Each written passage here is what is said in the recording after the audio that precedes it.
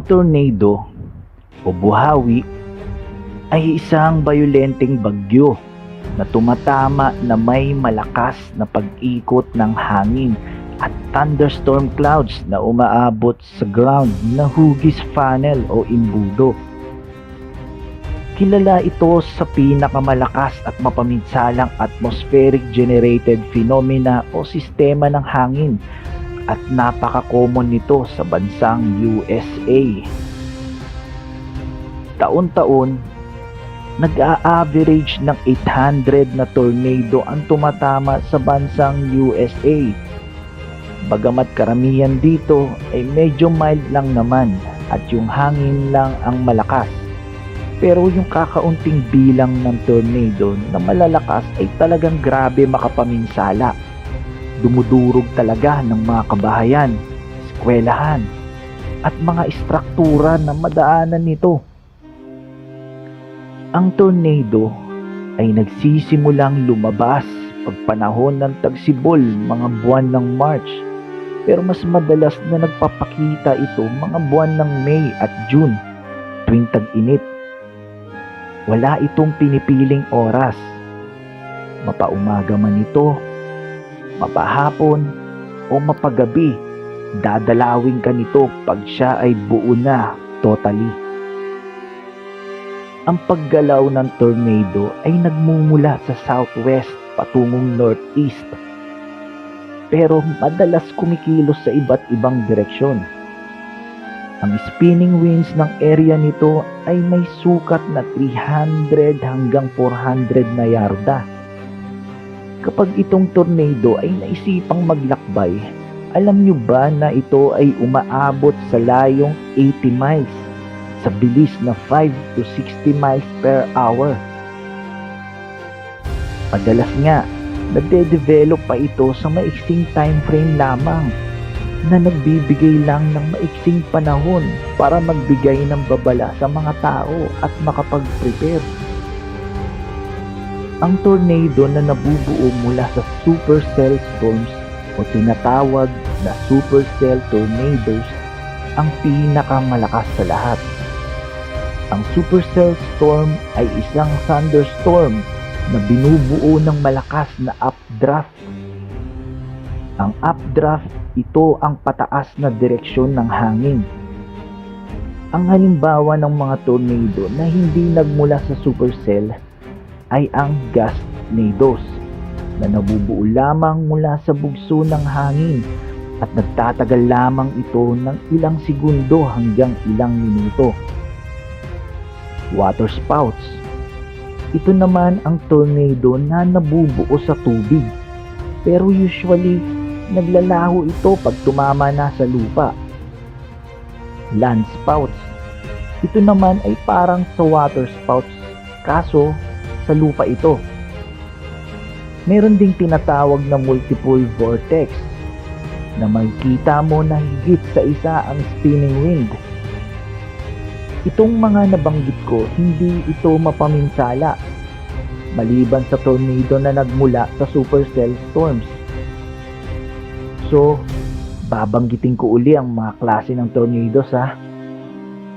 Supercell, water spout, land spout, gas tornado, at multiple vortex. Ito na nga, paano nga ba ito nabubuo? Itong ipapaliwanag ko ang masasabi kong pinaka-closest possible cause ng isang tornado na alam naman ng marami. Simulan na natin. Step 1. Katulad ng lahat ng klase ng hangin at bagyo, ang tornado ay nabubuo pag ang ibabaw ng lupa ay uminit dahil sa araw. At dahil dito, ang mainit-init na hangin na nagmumula dito ay nagiging magaan at unti-unting umaakyat pataas. At kakatagpuin ang malamig at mabigat na hangin sa ibabaw nito. At pag ito ay nagtagpo sa magkaibang level at speed sa ibabaw ng lupa, ito ay magsasama sa iisang lokasyon. Step 2. Dahil sa mabilis na paggalaw ng hangin, ito ay magsisimula ng umikot sa mababang bahagi nito. Habang ito'y umiikot, unti-unting lumalaki ang sukat nito. Stage 3. Sa stage na ito, nagkakaroon na ito ng horizontal na pag-ikot parang cylinder. Habang ang hangin ay nabubuo at lumalakas, unti-unti na itong tumataas na nagiging cause ng updraft. Tulad ng sinabi ko kanina, ang updraft ay ang pagtaas ng direksyon ng hangin. Step 4. Habang nadaragdagan ito ng mainit-init na hangin mula sa ibabaw ng lupa, ang pag-ikot ng hangin ay nakaka-encounter ng malakas na updraft.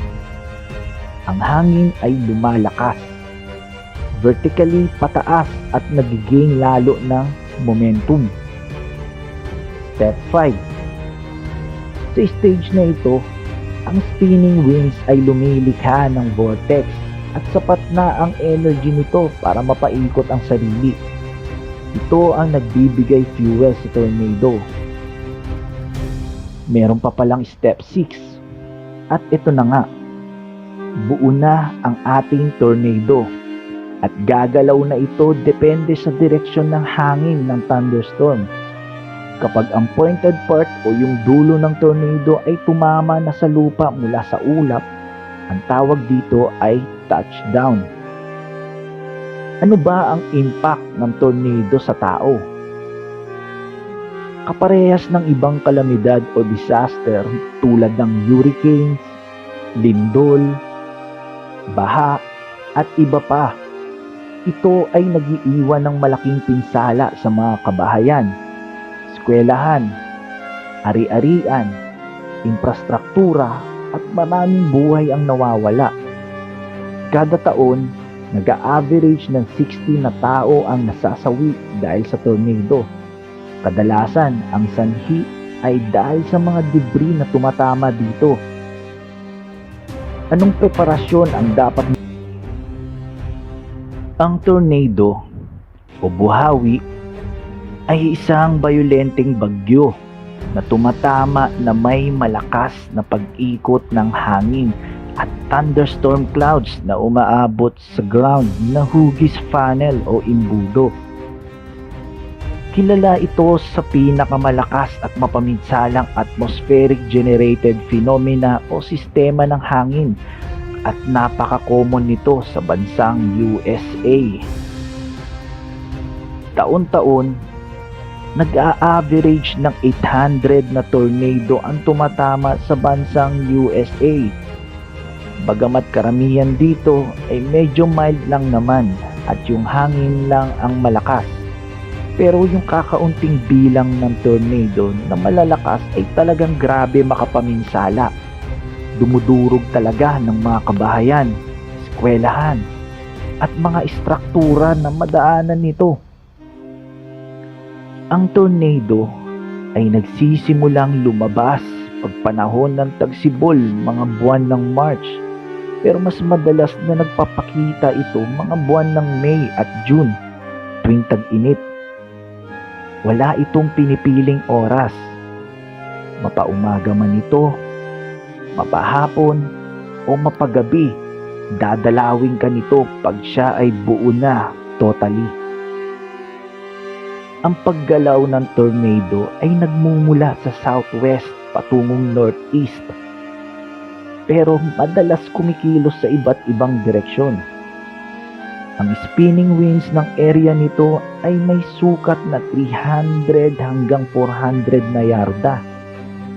Kapag itong tornado ay naisipang maglakbay, alam nyo ba na ito ay umaabot sa layong 80 miles sa bilis na 5 to 60 miles per hour?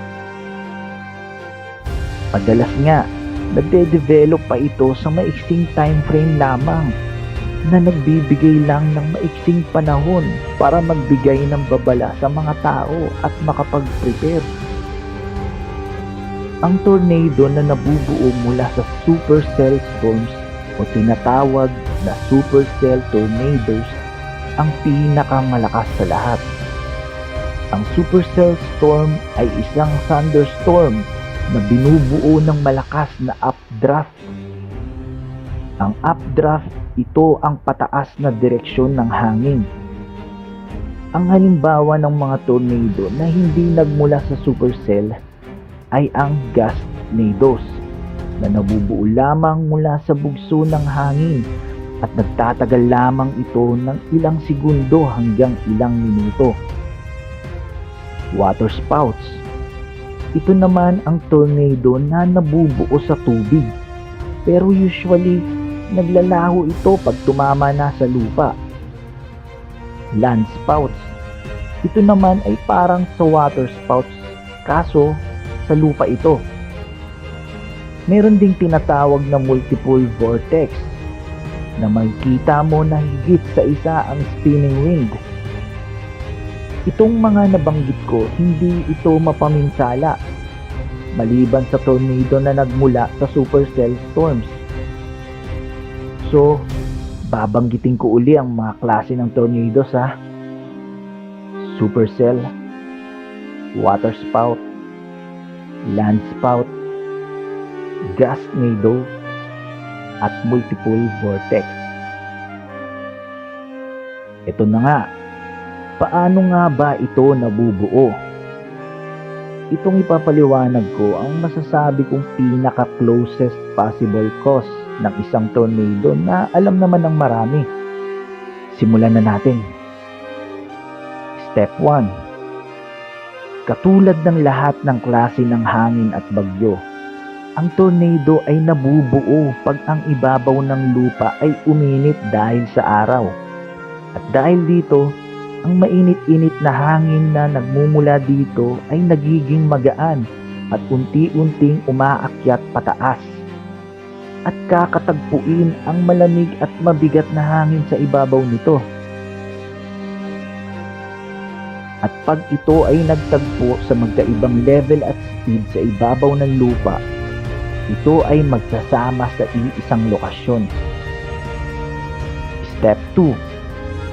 Dahil sa mabilis na paggalaw ng hangin, ito ay magsisimula ng umikot sa mababang bahagi nito. Habang ito'y umiikot, unti-unting lumalaki ang sukat nito. Stage 3. Sa stage na ito, nagkakaroon na ito ng horizontal na pag-ikot parang cylinder. Habang ang hangin ay nabubuo at lumalakas, unti-unti na itong tumataas na nagiging cause ng updraft. Tulad ng sinabi ko kanina, ang updraft ay ang pagtaas ng direksyon ng hangin. Step 4. Habang nadaragdagan ito ng mainit-init na hangin mula sa ibabaw ng lupa, ang pag-ikot ng hangin ay nakaka-encounter ng malakas na updraft. Ang hangin ay lumalakas, vertically pataas at nagiging lalo ng momentum. Step 5. Sa stage na ito, ang spinning winds ay lumilikha ng vortex at sapat na ang energy nito para mapaikot ang sarili. Ito ang nagbibigay fuel sa tornado. Meron pa palang step 6 at ito na nga. Buo na ang ating tornado at gagalaw na ito depende sa direksyon ng hangin ng thunderstorm. Kapag ang pointed part o yung dulo ng tornado ay tumama na sa lupa mula sa ulap, ang tawag dito ay touchdown. Ano ba ang impact ng tornado sa tao? Kaparehas ng ibang kalamidad o disaster tulad ng hurricanes, lindol, baha, at iba pa. Ito ay nag-iiwan ng malaking pinsala sa mga kabahayan, eskwelahan, ari-arian, infrastruktura, at maraming buhay ang nawawala. Kada taon, nag-a-average ng 60 na tao ang nasasawi dahil sa tornado. Kadalasan, ang sanhi ay dahil sa mga debris na tumatama dito.